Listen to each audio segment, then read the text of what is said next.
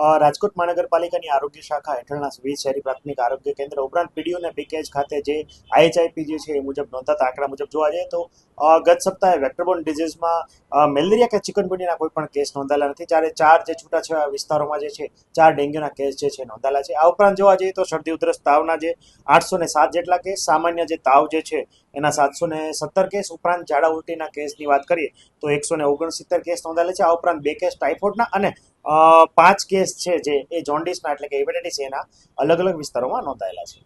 જી ખાસ કરીને વાત કરીએ તો ડેન્ગ્યુના હાલ જે છે આપણી વરસાદી ઋતુ જે છે જસ્ટ હજી હમણાં જ પતી છે, ઉપરાંત જે કમોસમી વરસાદને કારણે અમુક સ્થળો ઉપર જે છે એ ખાસ કરીને પોરા જે છે એની હાજરી જોવા મળી રહી છે. આ અંતર્ગત કમોસમી વરસાદ બાદ પણ અમારી ટીમ જે એલર્ટ મોડ ઉપર આવી છે ને જે વિસ્તારોમાં કામગીરી કરી હતી એ વિસ્તારોમાં પુનઃ જે કામગીરી સ્ટાર્ટ કરી છે. છેલ્લા 3 વર્ષના આંકડા જે છે એની કમ્પેરિઝન મુજબ જોવા જઈએ તો છેલ્લા 3 વર્ષના જેટલા પણ હાઈ રિસ્ક વિસ્તારો હતા ત્યાં અત્યારે સઘન કામગીરી જે છે એ ચાલુ કરી દેવામાં આવી છે. આ ઉપરાંત આ કામગીરી આગામી 3 થી 4 સપ્તાહો સુધી પણ હજી ચાલુ રહેશે. આ ઉપરાંત ખાસ કરીને જેટલી કોમર્શિયલ સાઇટ અને કન્સ્ટ્રક્શન સાઇટ એટલે કે બાંધકામ જે જગ્યાએ થઈ રહ્યા છે, ઉપરાંત જે કોમર્શિયલ સાઇટમાં ખાસ જોવા જઈએ તો હોટલ, રેસ્ટોરન્ટ વગેરે, ઉપરાંત જ્યાં મોટા પ્રમાણમાં ખાનગી એકમો આવેલા હોય, પ્રોડક્શન યુનિટ આવેલા હોય, તમામમાં જે છે હાલ સઘન જે છે તપાસ સર્વેલન્સની કામગીરી ચાલુ કરી દેવામાં આવી છે.